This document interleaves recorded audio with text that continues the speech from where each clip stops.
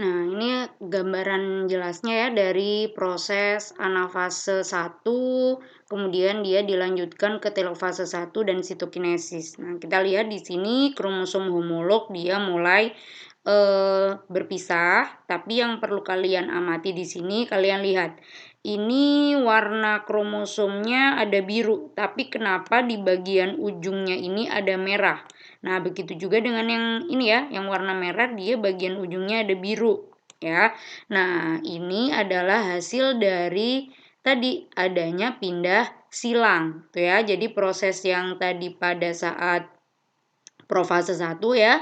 Nah, itu menghasilkan adanya segmen-segmen kromatid segmen DNA ini yang dia itu bertukar gitu ya, bertukar sehingga di sini nanti kromosomnya akan bervariasi. Jadi sifat genetiknya akan bervariasi, gitu ya. Itu saat anafase. Nah, kemudian dilanjutkan telofase dan sitokinesis, prosesnya sama, terbentuk cincin pembelahan seperti yang di mitosis, gitu ya. Oke, nah sekarang kita masuk ke meiosis 2. Nah, seperti halnya meiosis 1, dia ada 4 fase juga. Nah, antara meiosis 1 dan meiosis 2 ini, dia itu tidak dipisahkan oleh interfase. Jadi dia langsung aja gitu ya. Interfase hanya ada sebelum meiosis 1. Nah, di meiosis 2, di sini saya sudah beri catatan juga, meiosis 2 itu dia sifatnya sangat mirip dengan mitosis. Jadi pembelahannya seperti mitosis saja, tuh ya. Tidak seperti pada meiosis 1 yang dia ada pengurangan jumlah kromosom, akan tetapi di meiosis 2 ini sifatnya mirip atau persis dengan mitosis, tuh ya. Oke, kita lihat ini prosesnya ya. Ini prosesnya. Jadi kalau kalian lihat di sini tidak terbentuk lagi kiasmata, tidak terbentuk lagi adanya crossing over gitu ya, tapi dia langsung terpisah seperti halnya mitosis gitu ya. Oke, nah ini jadi karena sifatnya mirip dengan mitosis, maka di sini profase berarti terbentuk gelendong pembelahan. Nah, terus kemudian pada akhir profase 2 dia akan kromosomnya ini ya, kromosomnya ini akan mulai bergerak menuju ke lempeng metafase atau dia menuju ke daerah ekuator gitu ya, yang dia itu dibantu juga oleh adanya gelendong pembelahan. Tuh ya. Nah, kemudian di metafase masih sama. Jadi pada saat metafase itu yang terjadi apa? Yang terjadi adalah sister kromatid atau kromatid yang seasal tadi dia berjejer di garis ekuator gitu ya. Nah, karena terjadi pindah silangnya itu di meiosis 1 aja gitu ya, maka kromosom yang seasal atau sister kromatid tadi dia sudah tidak lagi identik ya, tidak lagi identik dengan sel awal. Nah, itu ya. Jadi kita lihat di sini. Nah, ini ya. Ini profase, dia sudah mulai terbentuk gelendong pembelahan ya. Kalian lihat di sini. Terus kemudian kromosom-kromosom ini sudah mulai akan bergerak ke daerah ekuator. Nah, kalian lihat di sini. Nah, ini kromosomnya dia sudah berbeda dengan yang sel pada awal tadi ya. Jadi di sini sudah terjadi rekombinasi genetik. Tuh, jadi dia sudah tidak sama dengan sel awal tadi. Nah, oke, selanjutnya anafase. Pada anafase seperti biasa dia itu kromatid seasal atau sister kromatid dia terpisah dan menuju ke kutub yang berlawanan gitu ya. Setelah anafase selesai, maka dilanjutkan dengan telofase dan sitokinesis. Seperti biasa telofase dia sudah berada di kutub yang berlawanan, sudah mulai terlihat adanya dua sel gitu ya. Nah, di sini nukleusnya sudah mulai terbentuk ya. Nah, kromosom juga sudah mulai terkondensasi ya. Nah, kemudian setelah ada proses ini, maka dilanjutkan sitokinesis, yaitu sitoplasmanya mulai membelah. Nah, pada akhir meiosis, dia akan menghasilkan 4 sel anakan. Nah, 4 sel anakan yang mana masing-masing sel anakan itu dia akan membawa kromosom yang haploid, ya, yang haploid dia. Jadi bukan double kromosomnya ya, tapi hanya haploid. Nah, itulah mengapa hasil dari meiosis itu sel anakannya dia itu berbeda secara genetik antara satu sel dengan sel yang lain atau satu sel dengan sel induknya. Ya, karena tadi sudah terjadi pindah silang gitu ya. Oke, nah ini kita lihat ya. Ini setelah anafase dia bergerak ke kutub yang berlawanan, ditarik oleh mikrotubul kinetokor ini ya. Nah, terus kemudian dia akan menghasilkan sel anakan yang mana sel anakan A dan B dia memiliki sifat genetik yang berbeda. Nah, tahu dari mana? Kita lihat dari kromosomnya. Nah, ini kromosomnya biru saja yang panjang. Nah, ini yang panjang biru ternyata ada rekombinasi dengan warna merah gitu ya. Jadi antara dua sel anakan ini dia akan berbeda gitu ya, dia akan berbeda. Oke, nah jadi dengan kalian tadi memahami proses-proses atau tahap-tahap meiosis, maka di situ kalian bisa merangkum satu persatu poin perbedaan antara meiosis dan mitosis. Nah, ini yang sudah jelas ya. Yang sudah jelas pada saat mitosis itu dia pasti jumlah kromosomnya tetap. Ya, jadi di mitosis itu dia pasti menghasilkan anakan yang identik ya, identik dengan sel induk. Ya, pasti dia jumlah set kromosomnya sama gitu ya. Nah, kalau semisal nanti tidak sama, berarti ada something wrong dengan proses pembelahannya, gitu ya. Nah, sedangkan pada proses meiosis dia itu ada proses pengurangan jumlah kromosom dari diploid menjadi haploid, gitu ya. Sehingga kenapa terjadi pengurangan itu akhirnya sel anakannya dia itu berbeda secara genetis ya dengan induknya. Itu. Nah, sedangkan kalau persamaannya adalah terjadi pada meiosis 2 dan mitosis. Itu persis sama gitu ya. Tapi kalau kita bicara hasil pasti berbeda antara mitosis dan meiosis gitu ya. Nah, ini perbedaan detailnya. Jadi kalian bisa lihat di gambar terus kemudian membaca keterangannya. Nah, di sini pertama replikasi DNA. Nah, kita lihat ya. Replikasi DNA-nya pada saat mitosis itu dia terjadi ketika interfase sebelum mitosis mulai, gitu ya. Jelas replikasi DNA pasti terjadinya ketika interfase. Nah, kalau pada meiosis dia terjadinya hanya pada meiosis 1 saja ya. Pada meiosis 2 dia tidak terjadi. Oke, jumlah pembelahan. Nah, jumlah pembelahan pada mitosis hanya terjadi 1 kali ya, terjadi 1 kali. Sedangkan pada meiosis dia terjadi 2 kali siklus ya, meiosis 1 dan meiosis 2. Gitu ya. Nah, kemudian kita lihat sinapsis. Nah, jadi ada sinapsis gitu ya yang membentuk kiasmata tadi ya. Nah, pada mitosis itu dia tidak ada sama sekali. Nah, ini ya, kalian lihat di sini dia tidak terjadi kiasmata, tidak terjadi sinapsis. Tapi ketika meiosis, dia terjadi pemasangan antara kromosom yang homolog. Nah, sehingga di sini terjadi kiasmata dan kemudian nanti terjadi pindah silang. Nah, prosesnya terjadi pada saat profase 1 gitu ya. Nah, terus kemudian jumlah sel anakan dan komposisi genetiknya bagaimana? Pada saat mitosis, dia hanya menghasilkan 2 sel anakan dengan genetiknya yang diploid ya. Tapi saat meiosis, kita lihat di sini, dia menghasilkan 4 sel anakan dengan sifat genetiknya atau komposisi genetiknya dia haploid gitu ya, dia haploid. Oke, terus kemudian perannya. Nah, jadi peran masing-masing pembelahan ini apa di tubuh kita gitu ya, di tubuh terutama di hewan gitu ya. Nah, kalau misalnya Di beberapa hewan tadi sudah saya singgung asexual reproduction ya, atau reproduksi aseksual. Nah, itu mitosis ini gitu ya, mitosis ini. Atau ketika proses perkembangan hewan itu berarti dia adalah proses pertumbuhan ya, pertumbuhan dari tadi ya zigot, kemudian dia menjadi embrio, terus kemudian dia menjadi janin gitu ya. Itu berarti prosesnya mitosis.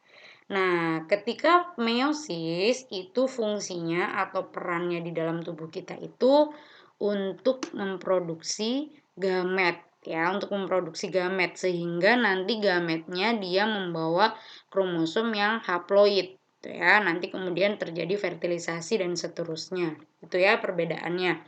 Jadi ini kalian sudah harus memahami, mampu menjelaskan konsepnya, perbedaan mitosis dan meiosis.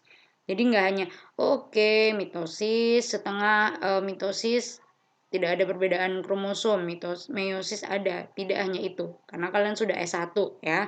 Apalagi kalian biologi. Jadi sudah harus bisa menjelaskan tentang konsep-konsep dasar, konsep-konsep kunci tentang mitosis dan meiosis gitu ya berdasarkan prosesnya. Tuh. Oke, nah next. Masih perbedaan meiosis dan mitosis gitu ya. Jadi kalau misalnya kalian lihat lagi di prosesnya tadi, ada 3 kejadian unik dalam meiosis ini, terutama saat meiosis 1 ya, terutama pada saat meiosis 1. Nah, kejadian unik apa ini? Kejadian mistis apa ini ya ketika meiosis 1 ini? Yang pertama adalah terjadinya sinapsis tadi, gitu ya, terjadinya sinapsis dan pindah silang pada profase 1 ya yang menyebabkan kromosom homolog tadi dia terhubung. Nah, setelah terhubung dia nanti bertukar ya. Tadi ujung-ujungnya itu dia bisa bertukar itu. Nah, itu hanya terjadi di meiosis 1 ya, tidak terjadi di meiosis 2 dan tidak terjadi di mitosis. Oke, yang kedua, pada saat metafase ya, metafase 1 ya. Nah, kromosom-kromosom homolog itu berpasangan sehingga dia itu akan terbentuk tetrat. Nah, tetrat ini dia tidak terbentuk pada saat meiosis 2 ataupun mitosis. Gitu ya. Jadi, tetrat ini hanya terbentuk di meiosis 1 pada saat metafase. Nah, ketika anafase 1, apa yang terjadi? Ya, dia kromosom homolognya yang terpisah, jadi bukan sister kromatid.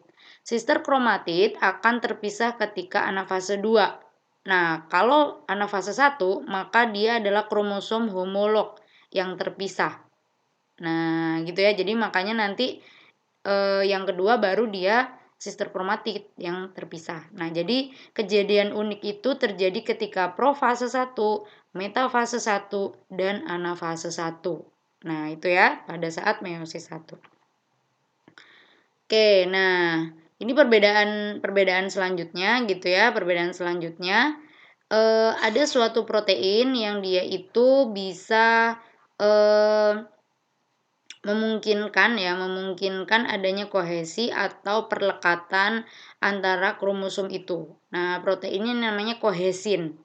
Nah, kohesin ini ketika mitosis itu baru dibelah pada saat metafase karena kan kromosomnya harus dipisahkan menuju kutub yang berlawanan gitu ya.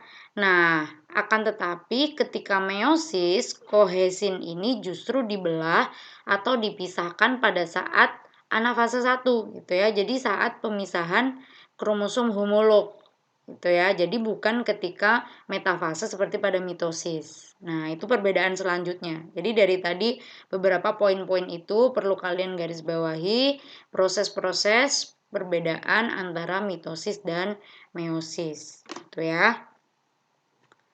Oke, nah kemudian bahasan selanjutnya tentang variabilitas genetik, gitu ya. Jadi bagaimana sih kita itu berbeda satu sama lain, gitu ya? Karena ada variasi genetik, gitu ya. Mungkin kalian ada yang sawo matang kulitnya, sawo mentah, sawo busuk, gitu ya. Nah itu karena adanya variabilitas genetik, gitu. Ada yang rambutnya lurus, keriting, keriting kecil, keriting besar dan sebagainya, keriting mie, keriting bihun gitu ya. Nah, itu karena ada variabilitas genetik, ya. Salah satu yang menyebabkan adanya keanekaragaman atau variasi genetik itu adanya mutasi. Nah, kalian tidak boleh berpikir bahwa mutasi itu always bad gitu ya. Dia itu tidak selalu buruk mutasi itu, gitu ya. Mutasi itu tidak selalu leading to some disease gitu ya, tapi dia itu yang menyebabkan adanya variasi genetik tadi. Nah, dengan adanya mutasi pindah silang tadi juga ya. Nah, itu dia bisa menyebabkan adanya beberapa versi gen. Jadi banyak versinya. Nah, yang disebut dengan alel nantinya. Jadi ada variasi gen, itu disebutnya alel. Nah, terutama ketika apa? Proses rekombinasi ini terjadi ketika reproduksi seksual. Jadi kalau reproduksi aseksual dia tidak terjadi seperti ini. Ya, ketika reproduksi seksual dia akan terjadi variasi genetik. Nah, apa saja mekanisme yang dia itu berkontribusi terhadap variasi genetik? Nah, di sini saya jelaskan yang pertama ada eh, independent assortment. Nah, ini kalian dulu belajar di biologi dasar yang materi genetik gitu ya. Yang materi genetik itu ada pemisahan secara bebas kromosomnya. Jadi, apakah dia itu kromosom homolognya nanti dia yang berpisah gitu ya atau yang bukan gitu. Nah, jadi itu bebas aja, terserah pada pengaturan selnya gitu ya. Nah, itu yang tadi terjadi di meiosis 1. Nah, kemudian mekanisme yang kedua yang mempengaruhi variasi genetik adalah pindah silang tadi ya, yang terjadi di profase 1. Nah, kemudian adanya fertilisasi acak. Jadi ketiga mekanisme ini dia itu mempengaruhi adanya variasi genetik pada setiap individu, pada setiap sel yang dia mengalami reproduksi seksual gitu ya. Nah, ini adalah contoh fertilisasi acak ya dan independent assortment tadi. Nah, kita lihat di sini ada beberapa kemungkinan. Nah, di sini ada contoh 2 kemungkinan. Nah, kemungkinannya apa? Ketika metafase bisa jadi susunan kromosomnya itu seperti ini. Ya, jadi merah sama merah, biru sama biru. Akan tetapi tidak menutup kemungkinan juga dia akan berjajarnya seperti ini. Si kromosom homolog tadi ya. Jadi merah sama biru, biru sama merah. Nah, itu. Ketika mereka sudah mengalami metafase 1, maka nanti akan menghasilkan anakan yang berbeda. Ini ya, antara kondisi 1 dan kondisi 2. Nah, berbeda sehingga nanti sel anakannya juga akan berbeda. Karena tadi terjadi penata ulangan. Jadi ditatanya si kromosom ini berbeda posisinya. Maka dia akan menghasilkan anakan yang berbeda. Gitu ya.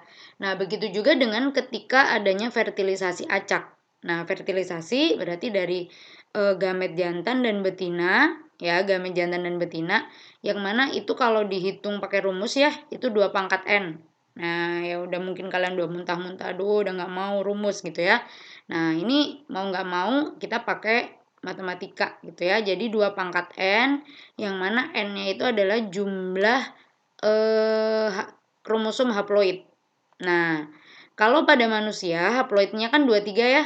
Jadi 2 pangkat 23. Nah, itu ada sekitar segini ya, 8 juta lebih.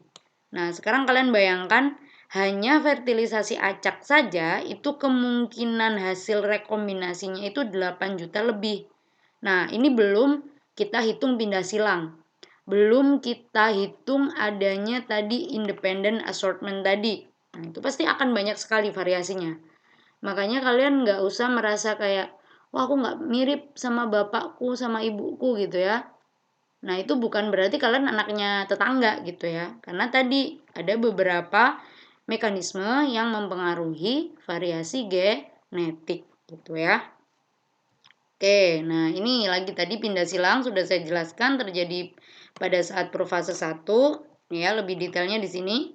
Nah, ini dia adalah kromosom yang homolog ya, yang sepasang dia terjadi sinapsis, kemudian di sini terjadi kiasmata ya, sehingga akan adanya pindah silang ini tadi ya. Ya, pemindahan segmen-segmen DNA sehingga sel anakannya memiliki kromosom rekombinan. Jadi hasil rekombinasi dari pindah silang tadi. Nah, itu ya. Jadi menarik sekali kalau kita belajar tentang genetik karena kita nggak pernah tahu gitu ya. Tapi kalau kita sudah belajar, kita bisa mengambil sifat-sifat yang unggul, kita bisa menyilangkan, misalnya menyilangkan tanaman yang dia tahan hama dan dia itu bisa menghasilkan produk yang banyak atau buah yang banyak. Nah, ketika kita tahu letak kromosomnya. Nah, jadi itu menarik nanti. Ya, untuk bahasan nanti kalian akan belajar di genetika di semester 5 ya. Jadi nanti akan lebih detail dibahas tentang pindah silang di sana ya. Oke.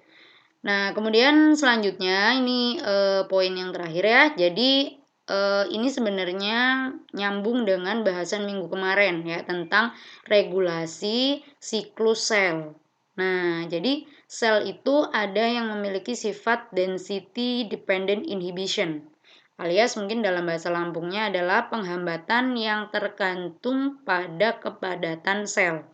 Nah, di sini kalian bisa lihat gambarnya. Ini ada sel beberapa, masih ada ruang kosong, maka dia akan menempati si ruang kosong itu.